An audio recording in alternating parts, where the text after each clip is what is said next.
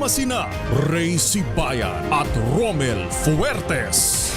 Rapido, hataw, balita. Mga malalaking balita, hataw na. Rapido, hataw, balita. Magandang hapon ho! Thank God it's Friday, Biyernes, June 19, 2026. Sa ating pong headlines mga kaibigan sa Rapido Hataw Balita. Ugong ng balasahan sa kabinete, tinabla ni Pangulong Ferdinand Marcos Jr. Malaki ang rollback sa presyo ng mga produktong petrolyo, namumuro sa susunod na linggo. Ayos! Pamalaan wala daw kapangyarihan na diktahan ng ICC sa Manuya arrest warrant ng isang senador. NBI nilinaw na hindi kakasuhan ng mga senador na dumalo sa pagdinig ng Cayetano Black. 72 kadete na food poison sa kasagsagan ng kanilang training dyan po sa Dingle, Iloilo. At isang lalaki patay matapos sa pagtatagain ng kanyang pamangkin sa Murcia, Negros Occidental. Rapido, hataw, balita. Ano po mga lingkod, sina Ray Sibayan At Romel Fuertes. para sa DZRH una sa Pilipinas. Una sa Pilipino. Sa ating mga balita, good news muna. Namumuro daw po ang malaki ang bawas presyo ng petroleum products sa susunod na linggo. Ayon po sa Department of Energy, posible ang 3 pesos hanggang 5 pisong rollback sa bawat litro ng gasolina. Mari naman maglaro daw po mula sa 8 pesos hanggang 10 piso. Wow! Ang posibleng tapyas naman sa bawat litro ng diesel habang nasa 9 pesos hanggang 12 pesos naman sa bawat litro ng kerosene. Itinulak ito ng nilagdaang initial peace agreement ng Amerika at Iran para tuloy na hong mawakasan ang digmaan sa gitnang silangan. Subalit maaari pang bumaba o tumaas ang presyuhan depende naman sa resulta ng uling araw po ng kalakalan sa world market. Nasa Pilipinas pa sina resign Ateneo coach Bob Baldwin, team manager Epok Kimpo at 3 iba pang assistant coach na nasa Immigration Lookout Bulletin Order ng Department of Justice. Sabi sa DZRH ni Immigration Spokesperson Dana Sandoval, walang recent travel ang mga tinutukoy na individual. Natanggap na kanya ng immigration ng ILBO mula sa DOJ at nasa database na ng ahensya para sa striktong monitoring ng kanilang mga biyahe. Kung mais patang lalabas ng bansa, sinabi ni Sandoval na agad sila makikipag-ugnayan sa mga kinaukulang ahensya para sa tamang aksyon. Papayagan pa rin lumabas ng bansa ang mga nasa listahan sa ilalim ng ILBO at babantayan lamang ang kanilang mga galaw at aktibidad. Humarap naman ang mga abogado ni Ateneo de Manila University President Father Roberto Yap dyan po sa National Bureau of Investigation o NBI. Ito po'y kasunod ng inisyong subpena duces tecum ng NBI Homicide Division kaya para magsumite ng records at mga dokumento kaugnay na investigasyon sa pagkamatay ni Rene Baterbonia at Divina Dili. Hindi nakapuntang Ateneo President sa Bureau dahil naman sa dinaluhang graduation ceremony ngayon pong Biyernes. Nag-courtesy call na lamang sa NBI ang nag-courtesy na lamang sa NBI ang dalawang lawyer ni Yap at nag-abisong sa sunod na linggo magsusumite ng mga dokumento ang naturang kampo. Muling ipinagpaliban ng Sandigan Bayan sa June 26 ang pagbasa ng sakdal kina dating Energy Secretary Alfonso Cusi at 10 dating opisyal ng Department of Energy tungkol sa kasong graft kaugnay sa $565 million na Malampaya deal. Ito ay matapos magaya ng motion for Bill of Particulars ang kampo ni Cusi dahil hindi man malinaw sa sakdal ang nature at basya ng aligasyong pinsala sa gobyerno o dapat tukuyin ng prosekusyon. Kaya naman binigyan ng hukuman ang prosekusyon 5 araw para magsumite ng kanilang komento. Ang kaso ay nagugat sa umano'y illegal na pag-aproba sa pagbebenta ng 45% share ng Chevron sa Malampaya Gas Project sa Odena Corporation ni Dennis Uy noong 2019. Nahirapan naman ang mga tauhan ng Bureau of Fire Protection At fire volunteers sa pagapula ng sunog sa ikapitong palapag ng Golden Building sa may Santa Cruz, Maynila kaninang umaga. Abay mano-mano daw pong hinila ng mga bumbero ang paakyat ng hose at napula ang sunog matapos naman ng halos ang oras, alas 9:20 ng umaga. Ayon po sa barangay chairman ng 305 Zone 29 na si Kapitan Ricardo Gonzales at sa report ng mga tauhan ng Bureau of Fire Protection, bawang mga Filipino-Chinese community ang nakatira sa naturang gusali na may kabuuan pong 8 palapag. Commercial building naman ang unang 2 palapag ng gusali, habang residential naman ng mga sumunod pang palapag. Nailikas naman ang lahat ng mga residente, maging ang isang PWD na senior citizen bago pa lumala ang sunog. Sa kalagayan ng panahon, isa ng ganap na bagyo ang binabantayang low pressure area sa labas ng Philippine Area of Responsibility. Ayon sa Pag-asa, huli itong namatayan sa layong 1,850 kilometro mula sa silangan ng Eastern Visayas. Taglay nito ang lakas ng hangin aabot sa 55 kilometro bawat oras, malapit sa sentro at bugsong umaabot sa 70 kilometro bawat oras. Kasalukuyan itong kumikilos pakanluran sa bilis na 20 kilometro bawat oras. Sa pagtaya ng Pag-asa, inasang papasok ito sa PAR bukas ng gabi or sa linggo ng umaga, kung saan tatawagin ito sa pangalang Bagyong Francisco. Francisco! Huwag ka manalasa sa Pilipinas! Ay, sus. Huwag kang maglalangkol. Dumaan ka na kung gusto mo. Rapido, hataw, balita. At ngayon po sa rapido natin mga report, Pangulong Ferdinand Marcos Jr. wala daw po iginiit na walang balasahan sa kanyang gabinete. Ibarito mo nga mula sa Malacanang, RH14 Let Narciso Mislet. Ray Romel, kinumpirma ni Pangulong Ferdinand Marcos Jr. na muling magkakaroon ng mas aktibong papel sa pamahalaan si dating DILG Secretary Benhur Abalos.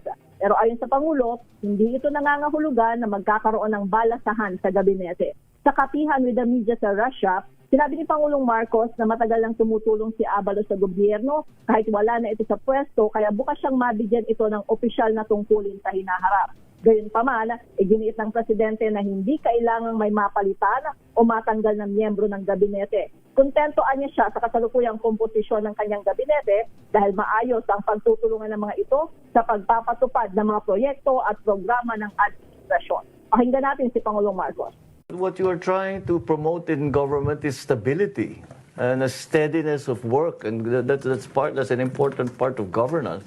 If you keep moving people around, they have to start learning the job again, and we just don't have time for that. The people who are sitting in their particular capacities, be it cabinet, be it some other agency, are as far as I'm concerned, are doing the job that they are asked to do, and have gained already the experience that they have learned lessons from.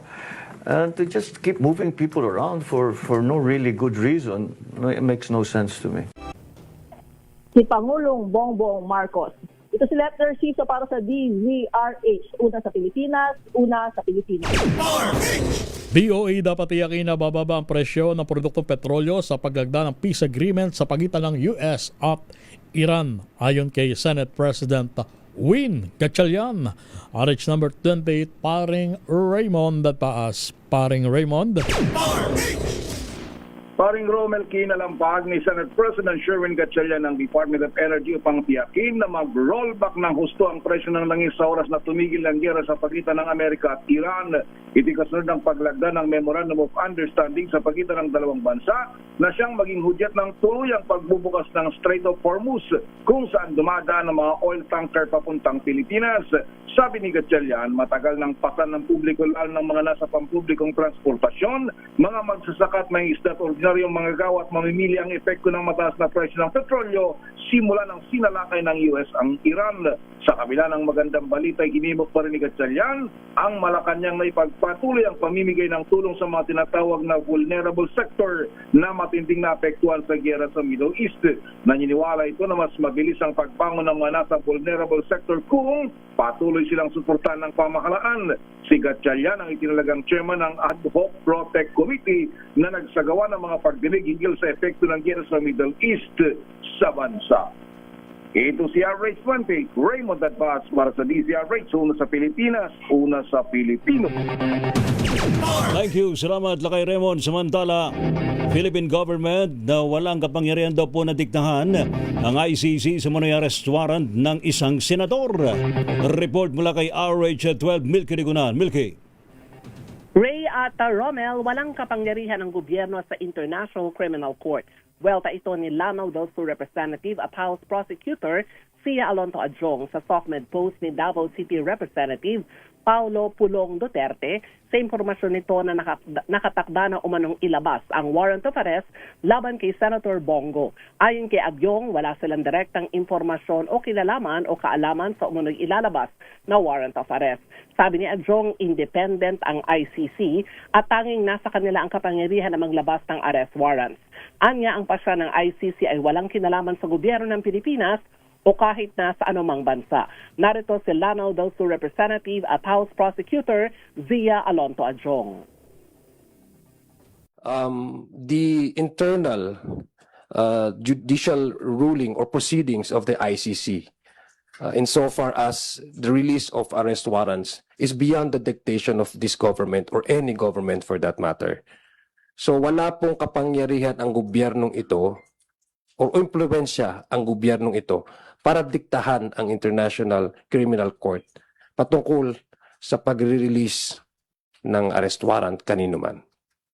Dagdag pa ni Adjong, ang mga batas na pinapairal ng ICC ay nakabatay sa mga pandaigdigang prinsipyo para bigyan ng hustisya ang mga lumalabag sa karapatang pantao. Si dating Pangulong Rodrigo Duterte ay nakapiit ngayon sa The Hague, Netherlands dahil sa kasong Crimes Against Humanity. Ako si Milky Rigunan, nagulat para sa DZRH, una sa Pilipinas, una sa Pilipino. NBI nilinaw na hindi kakasuhan ng mga senador madumalo sa pagdinig ng Cayetano Black. RH number 15, Giselle Ricafort. Giselle. Lakay Romel, ni Group Investigation na hindi nila kakasuhan ang mga senador at iba pang dumalo sa flood control hearing ng Cayetano Black.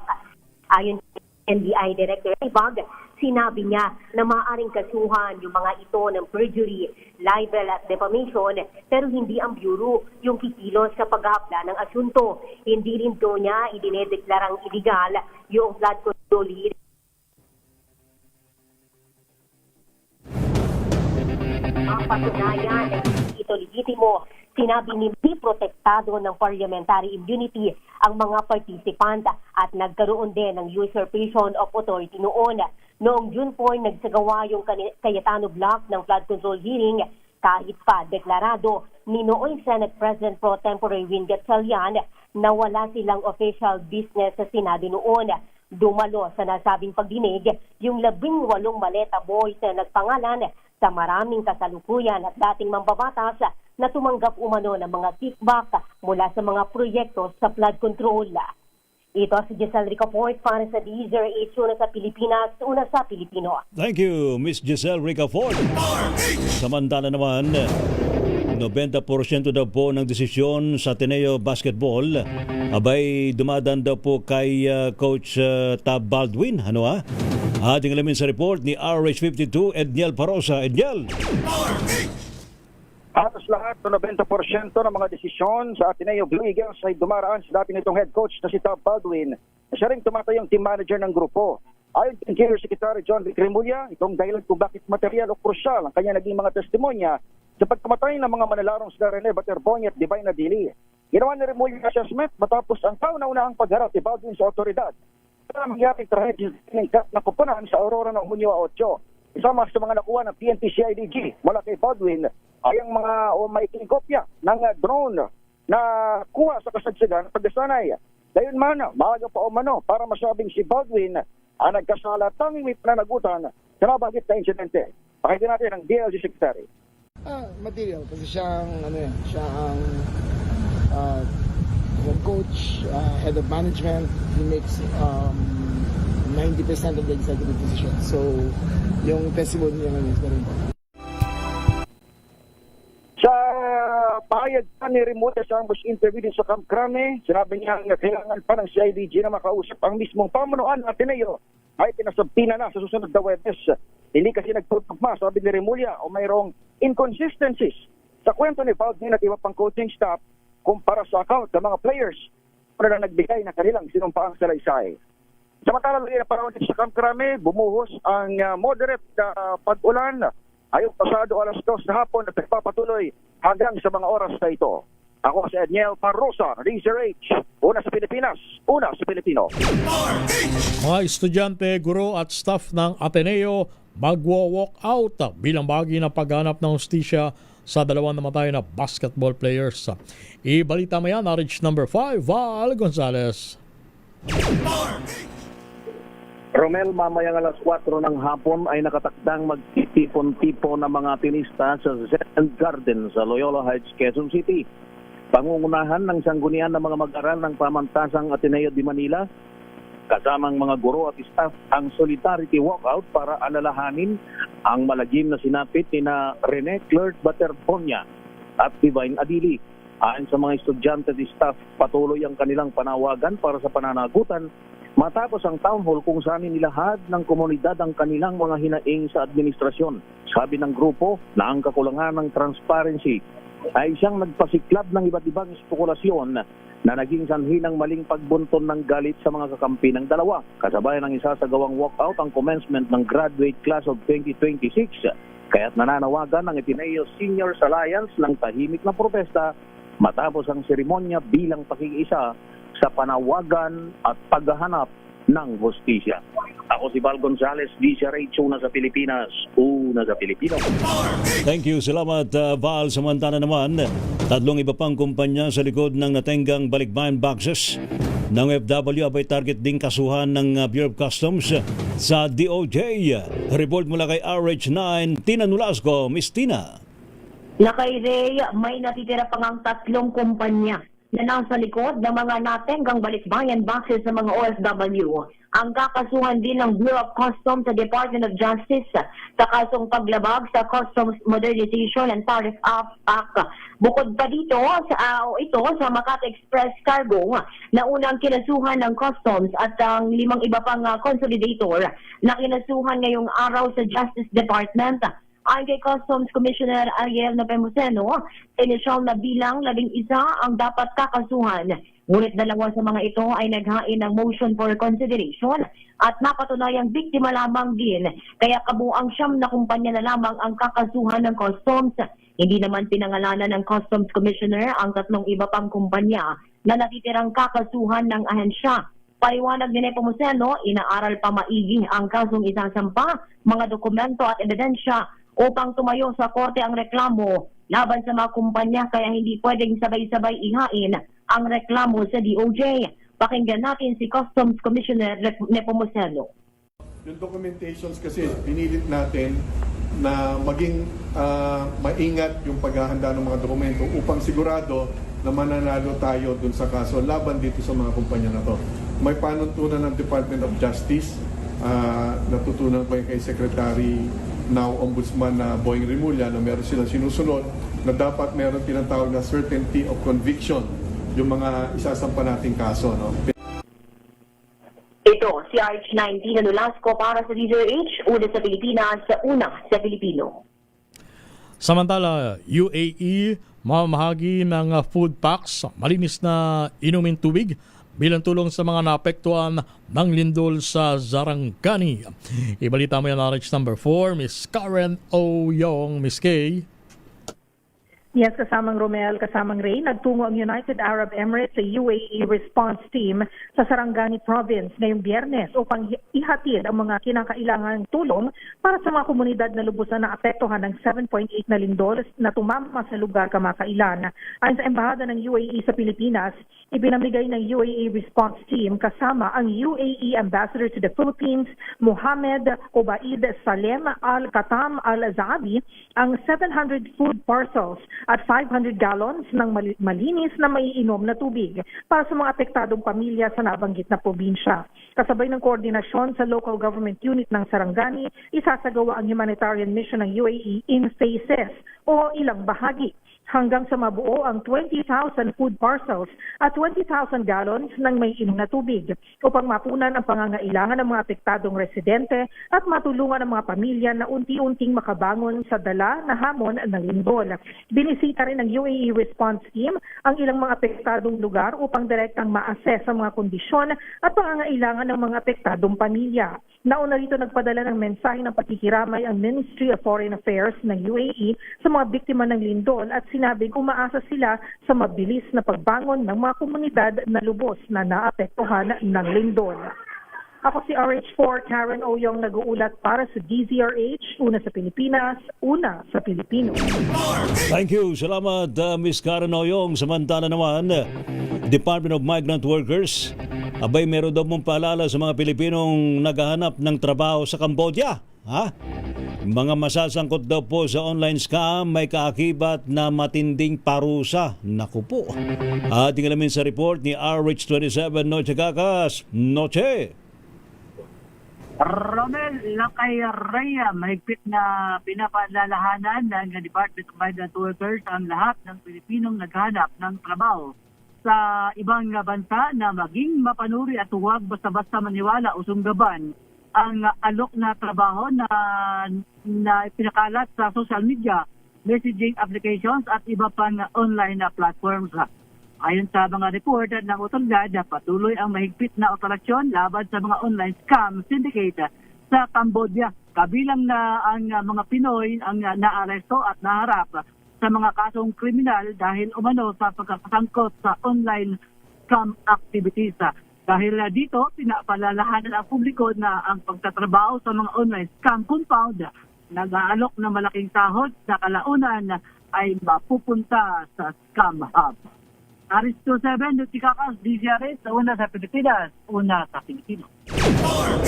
Mahigit sa 10,000 individual na dating nasangkot sa illegal na droga nakapagtapos na sa reformation program ng PIDEA. Edwin Duque sa detalye. Edwin. Romel, nasa 10,500 buhay ang na-transform at sa pamamagitan pa rin ang balay silangan tenden na naitatag sa buong bansa. Sa talamat PIDEA, binago ng bahay balay silangan reform permission program ng Philippine Drug Enforcement Agency ang buhay ng naturang mga bilang graduate sa pamamagitan pa rin ito na balay silangan education centers na itinatag sa buong bansa mula pa ito noong 2018 na. Noong Mayo 31, 2026, ang programa niya ay patuloy na nagsusubig niya sa pangunahing inisiatiba ng pamalaan sa rehabilitation na nakabatay doon sa Pilipinas na nagbibigay sa mga individual na apektado ng illegal droga ng mga pagkakataon para sa pagbawi o personal na pagkiblat at muling pagsasama sa lipunan. Ayon dito kay Tunay Director General Secretary Isagati Perez, ang balang silangan niya ay sumasalatin sa pangako ng gobyerno na tulungan ng mga individual na muling buuin ang kanilang buhay maging protektibong miyembro ng kanilang mga komunidad at diin pa ng opisyal, ipinapakita ng balang silangan ang posible at pagbawi at positibong pagbabago at suporta ng mga lokal na pabalaan, komunidad at mga katuwang ang mga individual na muling baunin ang kanilang buhay, malakasin at mga relasyon sa pamilya at maging protektibong miyembro ng lipunan. Arizona, Petrelio Duque, nagulat sa Arizona sa Pilipinas. Thank you. Salamat, Edwin Duque. Rapido, hataw, balita. Standby mga balita mula po sa mga probinsya Pilipinas ang oras, 12:30 ng hapon. Ang oras na yan ay Hello, Washi! Laundry day na naman! Yay! Anong meron? Mancha ng chocolate, putik, may libag pa. Kaya natin yan! With Pride Washing Machine Detergent, may triple stain-away formula. Tanggal ang makapit, madikit, at malupit na dumikmancha. Kaya easy-easy ang labada. Mula noon hanggang ngayon. All you need is pride. All you need is pride. ACS.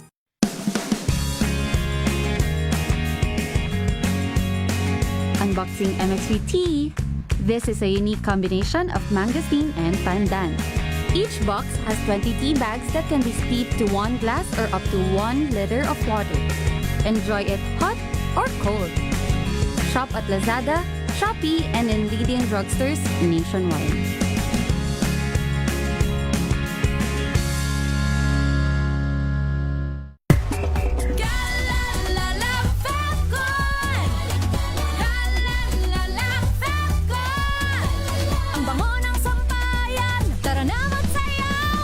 Kalefagton, amoy nakaka-joyful.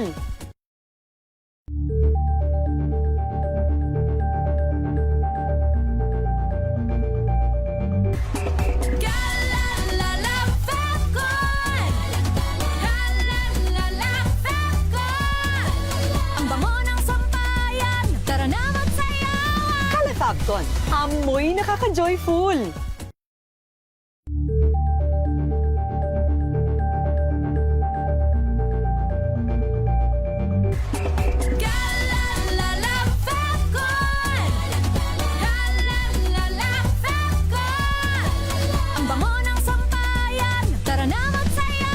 Kalefagton, amoy nakaka-joyful.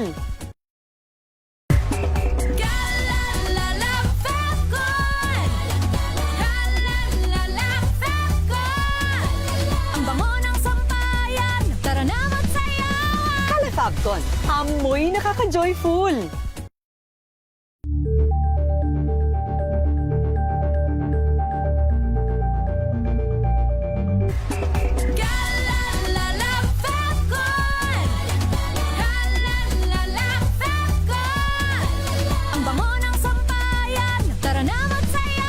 Kalefagton, amoy nakaka-joyful.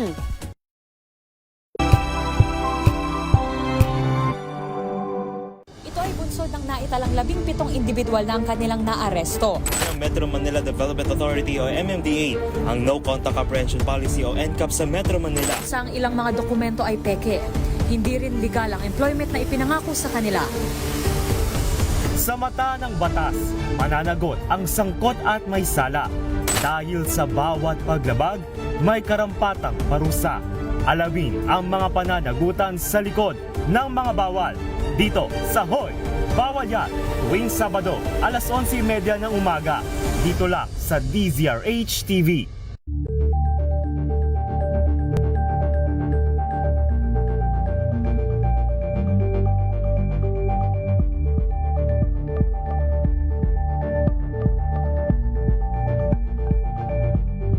Tumunog na ang gandingan para sa kalikasan.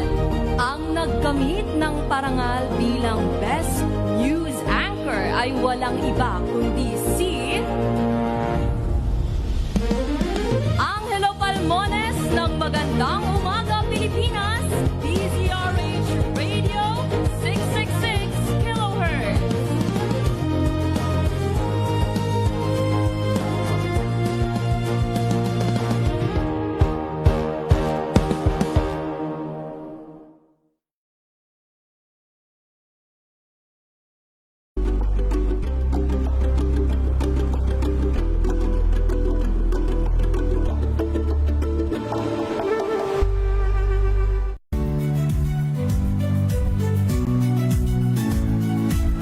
Magandang araw mga kaibigan. Ito po ang inyong balerina ng bayan, si Lisa Makuhay Lizalde, na nag-aanyaya sa inyong samahan kami at ang aming mga espesyal na panauhin para sa kalahating oras ng masayang kwentuhan sa aming programang Art to Art, kung saan ang usapang sining at kultura ay para sa lahat. Huwag kaliligtaan, tuwing linggo, alas 3:30 ng hapon, dito lamang sa DZRH Radio, DZRH TV, at via online streaming.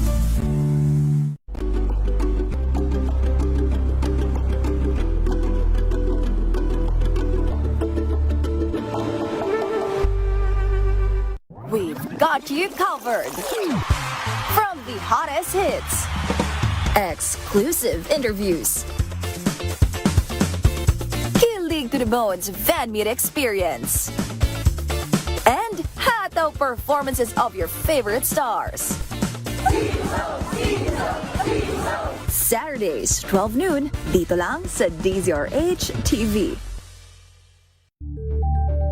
Hataw Balita! Uy, may mga lugar ho sa Metro Manila ang inuulan po ngayon. Ano po? Sabi ni Andy, abay grabe ang lakas ng ulan dito po sa may Sampaloc, Maynila. Abay ingat po tayo. Balik po tayo mga kaibigan sa ating Rapido Hataw Balita. Rapido, Hataw Balita! Ang niyo pa rin po mga lingkod, sina Ray Sibayan At Romel Fertes. para sa DZRH, una sa Pilipinas. Una sa Pilipino. Ratchada Provincia! Mga balita ho mula po sa mga probinsya, standby Grace Ansano. 72 ROTC cadets na muna'y lumahok sa training camp sa Dingle, Iloilo, abay na food poison. Dahil daw po sa kanilang kinaing pork adobo. Ano ba yan? Ating alamin sa report ni Jocelyn Mage. Jocelyn. Nagreklamo ng pananakit ng tiyan at panunuka ang 72 kadete ng Reserve Officer Training Corps na lumahok sa ROTC Summer Camp Training sa Camp General Adriano D. Hernandez sa bayan ng Dingle. Kinumpirma ni Colonel Edrelin Poblete, Commander ng Regional Community Defense Group Reserve Command o RESCOM ng Philippine Army, na kumain ng pork adobo ang mga biktima hanggang sa nagreklamo na sumama ang kanilang pakiramdam. Dinala sa mga ospital ang mga biktima at na-discharge nang malaman na establi na ang kanilang kondisyon. Nagmula sa iba't ibang eskwelahan sa rehiyon ang mga kadete. Isa sa ilalim naman sa examination ng Department of Health Region 6 ang natirang pork adobo na inulam ng mga kadete upang malaman kung kontaminado o apektado ng African swine fever ang baboy.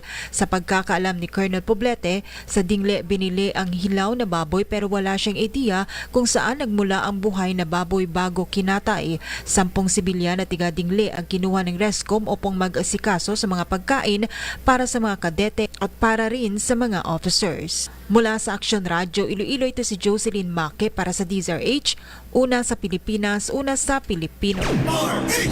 Mga otoridad may persons of interest na sa pagkamatay ng isang Korean national sa loob ng sasakyan sa Nueva Ecija. Ibalita mo yan na reach number 25, Grace Sansano. Manang Grace. Yes, Romel Ray, may person of interest na ang biktima nga na namatay sa bahagi ng General Tino, ang Korean national, kung saan natagpuan wala na itong buhay sa loob mismo ng Ford Expedition sa bahagi ng Barangay Pias sa General Tino. Nangyari ito noong June 17. Ayon kay Police Brigadier General Jess Mendez, ang Regional Director ng PNP sa Central Luzon, may person of interest na. Subalit hindi pa niya ito pinangalanan dahil patuloy daw ang kanilang pagsugit sa likod ng naturang krimen. Sa kasalukuyan ay nasa isang bahagi ng punerarya sa bayan ng General Tino ang naturang Korean national. Nakikipag-alam na rin sa Korean Embassy ang mga otoridad upang maparating sa mga kaanak nito. Bagamat isang araw bago mangyari ang naturang krimen, nawawala. May report na nawawala ang naturang Korean national.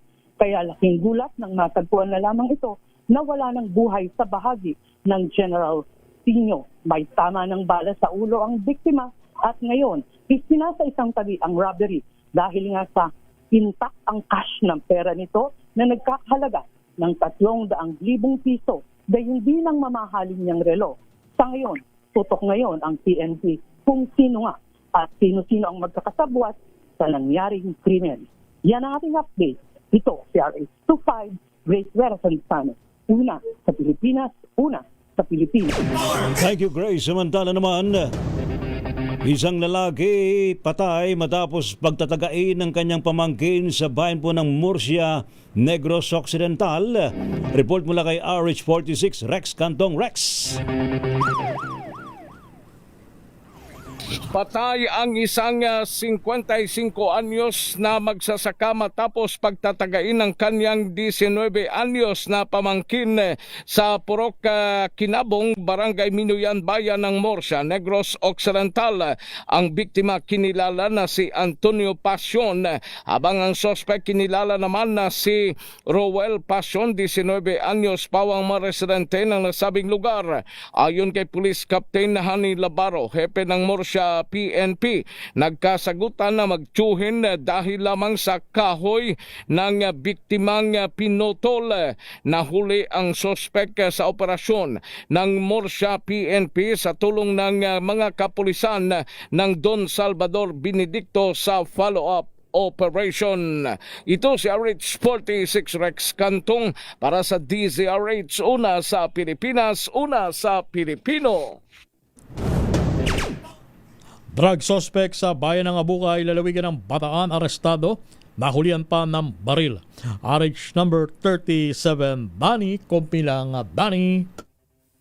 Guys, maraming salamat. Laki Ramel, Laki Ray, Timbog. Timbog ang isang 50 anyos na drug suspect na si alias Danilo Jr. Matapos ang ikinasam drug bypass operation ng Station Drug Enforcement Unit ng Abukay Municipal Police Station sa pamumuno ni Chief of Police Police Major John Ray Kutab sa Barangay Kalaylayan, Abukay, Bataan, alas 10 kaninang umaga. Nasamsam mula sa suspect ang tinatayang 10 gramo ng hininalang shabu na may halagang 68,000 piso. Isang kalibre 9mm na revolver na walang serial number at 3 bala. At isang kotse na gamit itong service. Dinala ang suspect at mga ebidensya sa Abukay Municipal Police Station para sa kakulang dokumentasyon at disposisyon. Naharap ngayon ang suspect sa kasong paglabag sa Section 5 at 11 ng Republic Act 9165 at RA 10591. Dani Kumilang, RH37, DZRH, una sa Pilipinas, una sa Pilipino. Thank you. Salamat, Danny Kumilang. Samantala naman, yung daw po mga indigenous group sa Mindanao na apektado ng lindol, abay natira na raw po ng tulong sa pamagitan ng Philippine Air Force.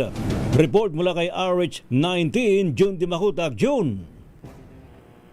Lakay Ray, nagpapatuloy ang pagdagsa ng relief assistance sa mga lugar na naapektuhan ng June 8 earthquake sa bahagi ng South Cotabato dito sa Mindanao. Ang tropa ng 1 Office Infantry Battalion ay kabilang sa patuloy na nag-a-assist sa OCD-12 at DSWD-12 sa tuloy-tuloy na distribution ng food packs sa mga earthquake-affected residents, partikular sa mga far-flung sitios at barangays ng Tebuli, South Cotabato. Bago lamang lakay, labis ang pasasalamat ang mga residente ng sitio Keboyong, Barangay Tudok, Tebuli, South Cotabato na nakarating sa kanila sa magitan ng air asset ng pamahalaan ng tulong ayuda sa magitan ng Philippine Air Force. Ang mga isolated areas ng Tebuli ay mahirap marating via byland dahil sa mga sirang kalsada sa matatarik na bahagi ng highway papasok sa nasabing bayan na bulubunduking bahagi ng South Cotabato.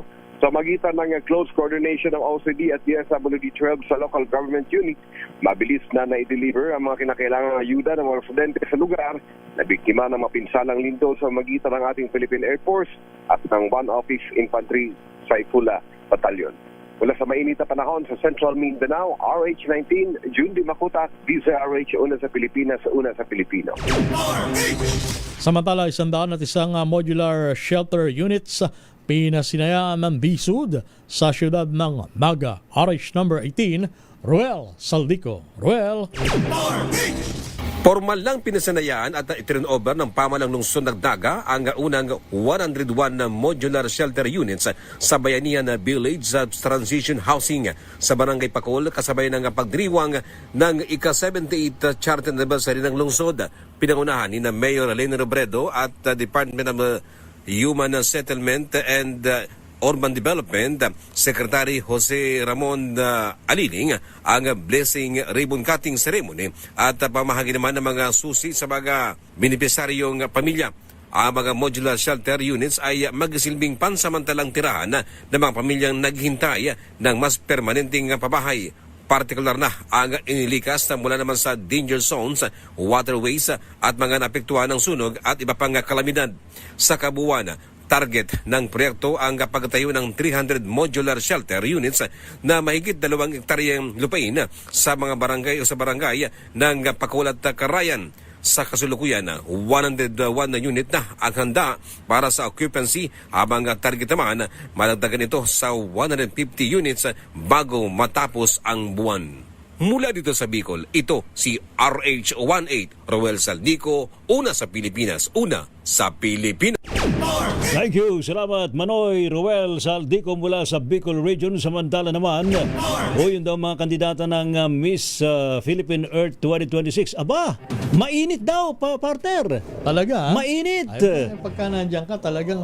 Oo. mabibighani ka sa mga Oo. kagandahan ng mga kandidata yan Abay, sa mainit daw na Philippine sinalubong. Earth. Ayan, Ayun. sa may Zamboanga del Norte. Ating alamin sa report at sumalubong din dito sa mga kandidata. Isa sa mga sumalubong. Ayan. Isa sa mga sumalubong, si RH30. Eric Dastas, Eric. Eric, magandang hapon. Magandang hapon at tama kayo. Ako'y nag-iinit na rin. Dahil mainit ang panahon dyan. Kainit ang panahon dito Oo, kanina. grabe yan. At tayo ay halos wala pang tulog dahil kasabay natin kanina din sa pagbiyahe mula dyan sa Maynila patungo dito sa Zamboanga del Norte ang mga naggagandang dilag mula sa Philippine Earth of Miss Earth 2026. Hindi nga alintana ang mainit na panahon kasabay naman ng malakas na buhos ng ulan na kasing init ng pagtanggap ng mga Rizal noon sa pangunguna nito si Honorable Marisa Maligsaca, ang municipal mayor ng Rizal, sa mga kandidata ng Miss Philippine Earth 2026. Nag-ikot kanina sa iba't ibang lugar dito sa Zamboanga del Norte ang mga nagagandaang kandidata na nagmula nga sa iba't ibang panig ng bansa. Nasa 32 na ito, Bro Ray at Kuya Romel, ang mga binibini.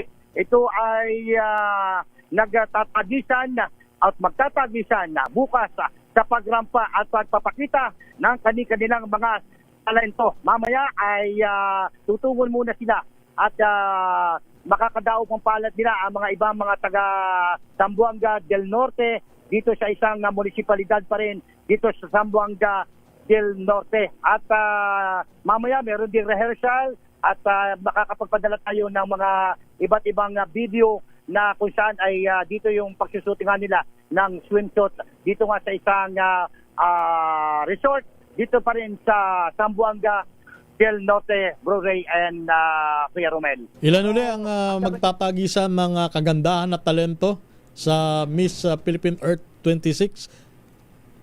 Ito yun. Ito yung Bro Ray. At mga ilan daw, ilan? Ilan sila lahat?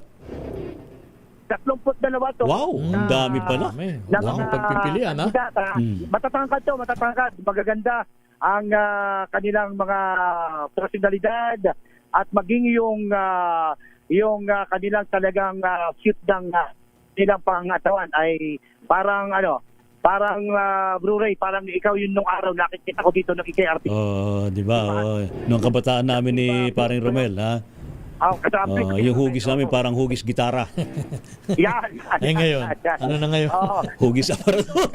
Kay Atty. Jun Salatandre sa Zamboanga del Norte, dito inoaccommodate yung 32 mga kandidata na nagagandahan na dinaga. At ito yung hanggang sa linggo ay sila dito. At bukas nga ng umpisa pa lang ng umaga ay muling mag-iikot sila pa rin dito sa iba't ibang bayan, dito pa rin sa Zamboanga del Norte. Okay. Kuya Romel and Bro Ray. Patuloy tayo at sa lakas pa rin yan ang buhos ng ulan at ay patuloy. Hindi na alintana nga itong mga nagagandahan dilag ng Philippine Miss Earth 2026. Ito pa rin si Eric Testas para sa DZRH, una sa Pilipinas, una sa Pilipino. Saka maganda dyan sa area ng Zamboanga del Norte. Nandiyan din yung Dapitan City, ano? Saka yung binabanggit ni Eric. Saka maraming dyan, Rizal. maraming tourist spot na hindi nabibigyan ng gaano atensyon ng gobyerno. Maganda yan at kahit paano ipopromote yung turismo dyan sa may Zamboanga del Norte. Ano? Good luck sa mga kandidata ng Miss Philippine Earth 2026. Samantala naman, Leyte Police Provincial Office, ikaw na magbasa, partner. Leyte Police Provincial Office nagbabala laban sa mga nagpapakilalang piskal para mangikil ng pera. RH number 32, Jimmy Angay-Angay. Jimmy. Nagbabalang kapulisan sa publiko laban sa mga scammer na nagpapanggap ng mga prosecutor at kawani ng korte upang mangikil ng pera.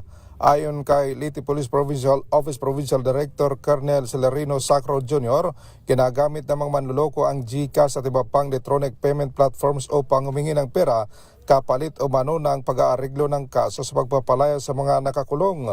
Pinaalalahanan ng pulisyang publiko na i-verify muna ang pagkakakilanlan ng mga tumawag o nagpapadala ng mga mensahe at huwag basta-bastang magpadala ng pera para sa anumang settlement ng kaso o pagpapalayang detini.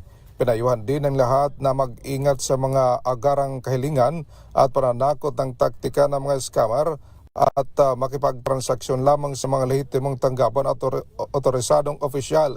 Hinikayat ni Colonel Sacro ang sinumang mga katanggap ng kahinahinalang tawag o mensahe na agad itong iulat sa pinakamalapit na himpilan ng pulisya upang maiwasan ang panloloko at maprotektahan ang komunidad laban sa mga online scam. Mula dito sa DYVL Action Radio Tacloban, ito si R32 Jimmy Angay-Angay para sa DZRH, una sa Pilipinas, una sa Pilipino.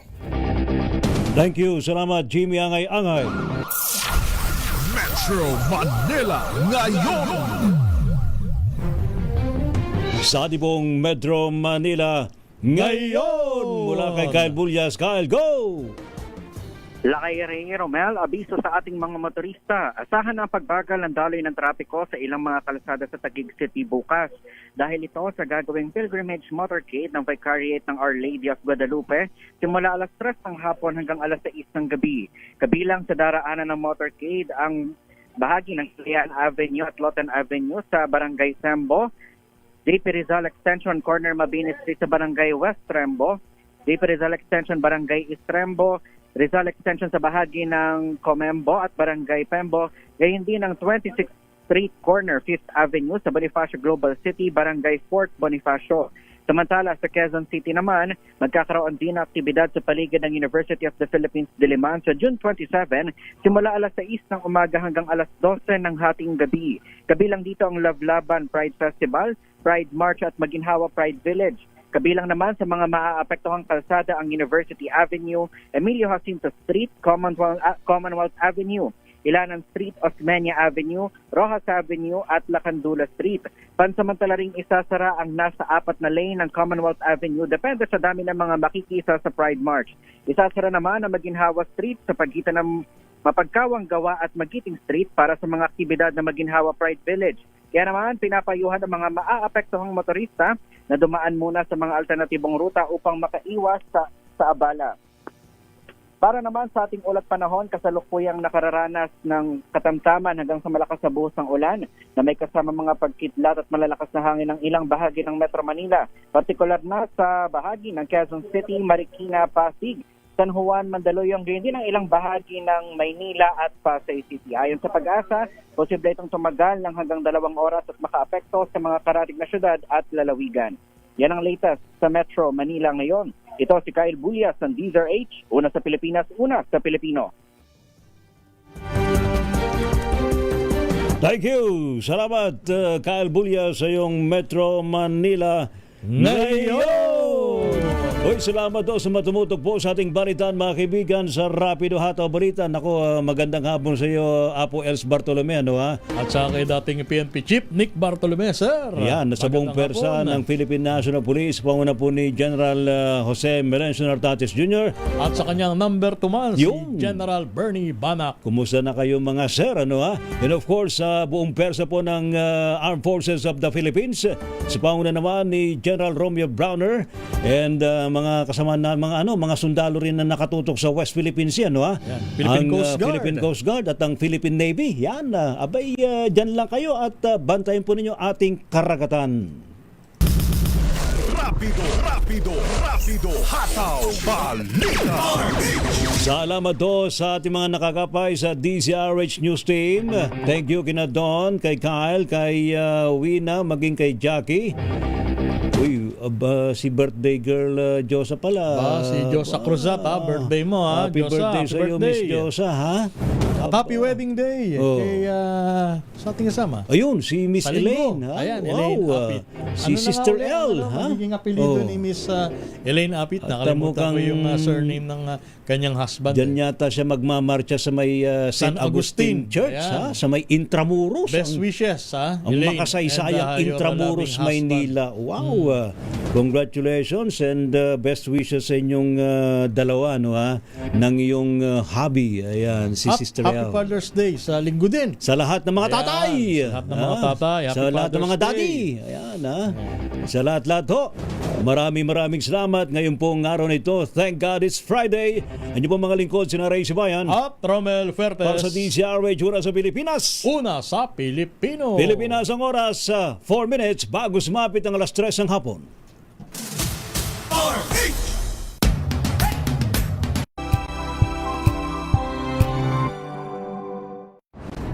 Kung good vibes ang hanap mo, dito ka na sa sigurado.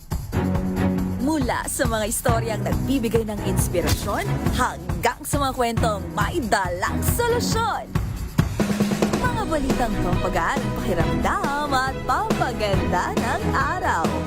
Hindi lang ba sa good news, kundi the better news. Mula Lunes hanggang Biyernes, 1:00 ng tanghali sa DZRH TV.